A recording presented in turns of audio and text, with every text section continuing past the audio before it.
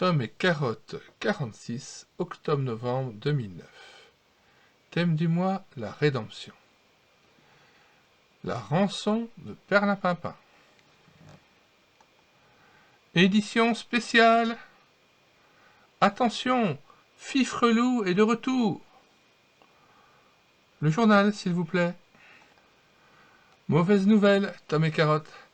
Fifrelou rôde de nouveau dans notre forêt. Il nous faut redoubler de vigilance.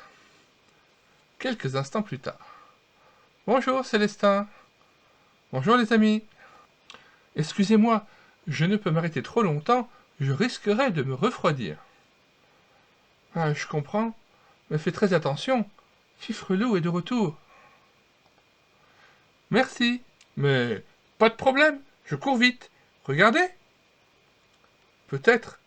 Sois quand même sur tes gardes. Ah, les filles, elles sont bien toutes pareilles. Quelques centaines de mètres plus loin. Spratch! Ah, super! La matinée commence bien. Mettons ce jeune lapin sportif dans le sac. Tu es mon prisonnier. Comme une traînée de poudre, la nouvelle de la capture de Célestin parvient aux oreilles de Perlimpinpin, son père. C'est terrible. Mon fils est dans les griffes du loup. Il faut que je trouve une solution pour le libérer. Quand soudain, Perlimpinpin, j'ai une lettre pour toi. Merci, monsieur le facteur. Qui peut bien m'écrire? Ouvrons vite l'enveloppe. Oh, c'est Fifrelou, le loup. Perlimpinpin, je t'informe que ton fils est entre mes pattes. Il est toujours en vie. Mais si tu veux que je le libère, il te faudra m'apporter un sac rempli de baies sauvages, fraîchement cueillies, avec aussi quelques champignons dont je raffole. Fifrelou, le loup. Je n'ai pas le choix. Je vais prendre un sac et le remplir de baies sauvages et de champignons. Sitôt dit, sitôt fait. Le sac est rempli. Je peux aller voir Fifrelou pour lui donner la rançon afin d'obtenir la libération de Célestin. Quelques minutes plus tard.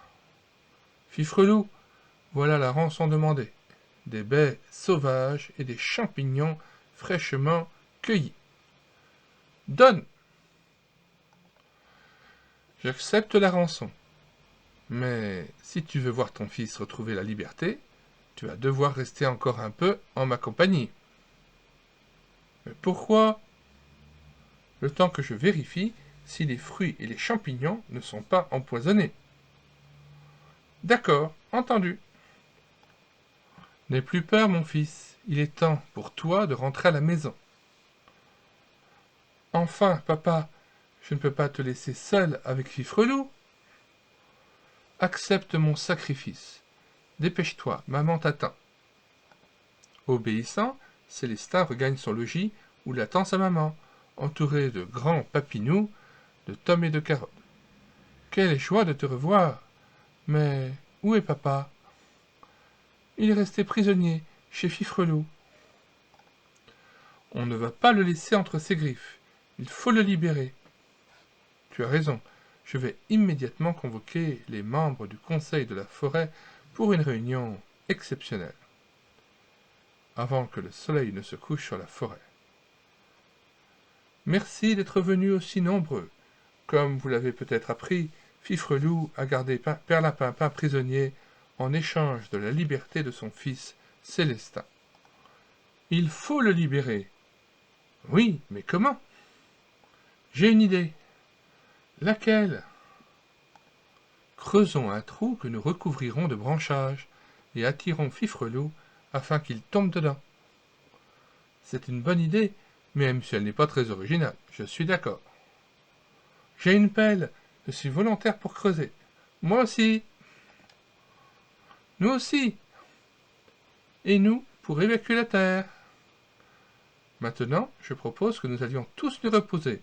Demain, une longue journée nous attend. Bonne nuit. Bonne nuit, grand papinou. Tôt le matin, nos amis sont déjà à pied d'œuvre. Je pense que cet endroit est idéal pour creuser le piège. Alors, allons-y, creusons. Mais sans bruit, pour ne pas attirer l'attention de Fifrelou. Chacun est à son poste, y compris l'intendance. Voilà, mes amis, des carottes et de l'eau, sans oublier une belle salade toute fraîche pour Piqueton. Merci, grand Papinou. En fin d'après-midi, le trou est recouvert de branchages. Laissons l'emplacement impeccable. Il ne faut pas que Fifrelou se doute de quelque chose. Mais le lendemain, Maître Hibou, perché sur son arbre, ne voit même pas le plus petit bout de la queue de Fifrelou. J'espère que notre plan va marcher et que très bientôt Perlimpinpin retrouvera la liberté. En attendant, quittons cet endroit. Et allons nous reposer. Après tout ce travail, une bonne nuit de repos nous fera le plus grand bien. Je suis inquiet. Fifrelou ne s'est même pas approché du piège. Et Perlimpinpin est toujours entre ses griffes. Il faut agir au plus vite. Demain, ce sera le 3e jour de la captivité de notre ami. Et il me semble que vous avez oublié l'appât. Tu as raison, Carotte. Il nous faut attirer Fifrelou. Mais comment? J'ai ma petite idée. Attendez-moi. Quelques minutes plus tard. Regardez, c'est une peluche que je gardais dans une malle au grenier. On dirait un véritable lapin. Super! Demain, à la 1re heure, on la déposera à côté du piège. À l'aube du 3e jour. Tom, aide-moi à passer la ficelle par-dessus la branche. Bien, chef. Tout est prêt. Cachons-nous à présent. Tom, tire doucement la corde pour faire bouger la peluche. Cela attirera peut-être Fifrelou. En effet, le résultat ne se fait pas attendre. Qu'est-ce que c'est? Intéressant, c'est un lapin. Rien à droite, rien à gauche. Le champ est libre. Je peux foncer. Youps! Que se passe-t-il? Hurrah! Notre plan a fonctionné. Allons, sans perdre de temps, délivrer Perlimpinpin. Suivez-moi, je sais où il se trouve. Nous voilà, Perlimpinpin. Merci, les amis.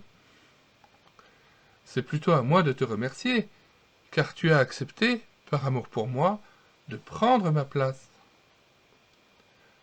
Le geste de Perlimpinpin pour son fils est une image de ce que Jésus a fait pour chacun d'entre nous. Étant prisonnier du péché et aussi du diable, notre libération n'était possible que par le rachat. C'est pourquoi Jésus, par amour pour nous, a livré sa vie en rançon pour libérer les enfants et les grandes personnes. Matthieu 20, verset 28. Nous citons le passage. C'est ainsi que le Fils de l'homme est venu, non pour être servi, mais pour servir et donner sa vie, comme la rançon de plusieurs. Il est mort sur la croix à notre place, mais 3 jours plus tard, il est ressuscité. Il a remporté la victoire sur le péché, le diable et les démons.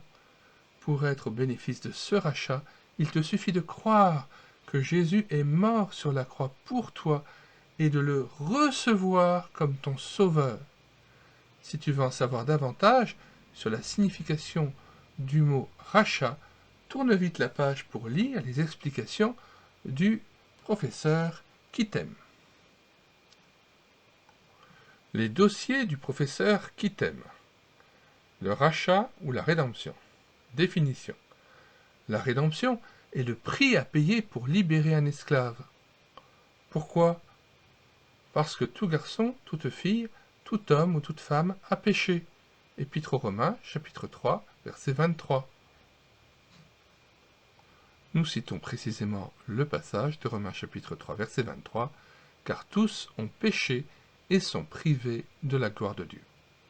Conséquence, toute personne qui pêche est esclave du péché. Évangile de Jean, chapitre 8, verset 34. En vérité, je vous le dis, leur répliqua Jésus, quiconque se livre au péché est esclave du péché.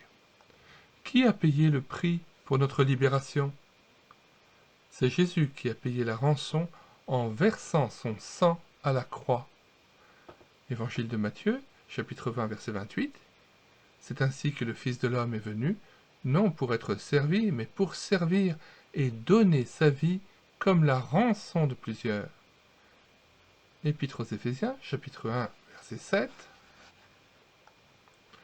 En lui, nous avons la rédemption, le rachat par son sang, la rémission des péchés selon la richesse de sa grâce.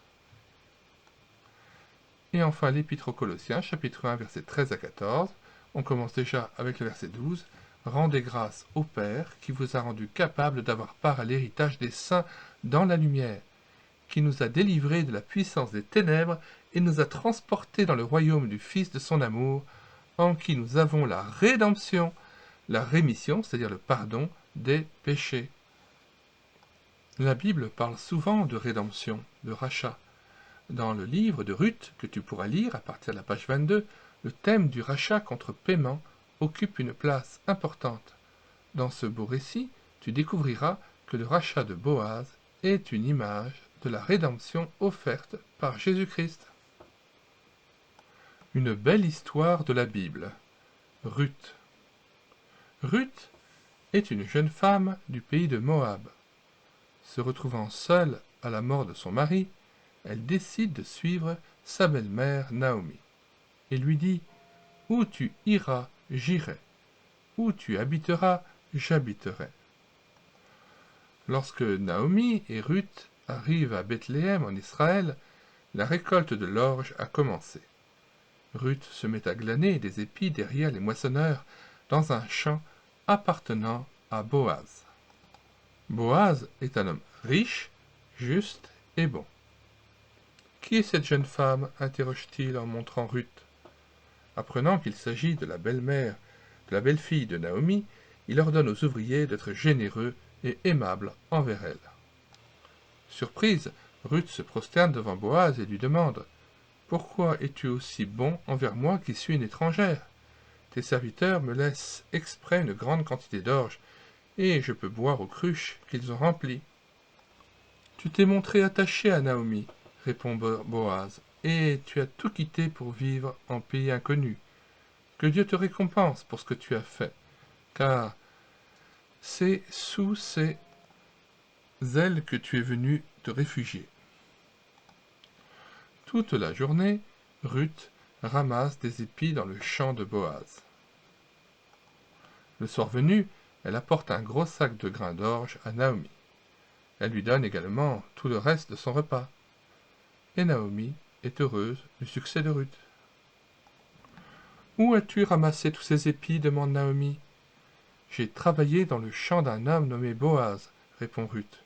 « Dieu est bon » s'exclame sa belle-mère, car Boaz est un de ceux qui sont chargés de prendre soin de nous. Jour après jour, Ruth continue de glaner en compagnie des servantes. À la fin de la moisson, sur le conseil de Naomi, elle s'adresse à Boaz. « Veux-tu me prendre sous ta protection ? Car tu as à mon égard un droit de rachat. » Boaz est heureux que Ruth l'ait choisi pour lui demander son aide. « Que Dieu te bénisse, » lui répond Boaz. « Oui, c'est vrai, j'ai un droit de rachat sur toi, mais un autre parent est plus proche que moi. » C'est pourquoi, le lendemain, Boaz s'assoit à la porte de la ville, en compagnie de l'autre parent et de 10 témoins. Il lui demande « Veux-tu racheter le champ du mari de Naomi, et également prendre Ruth pour femme ?»«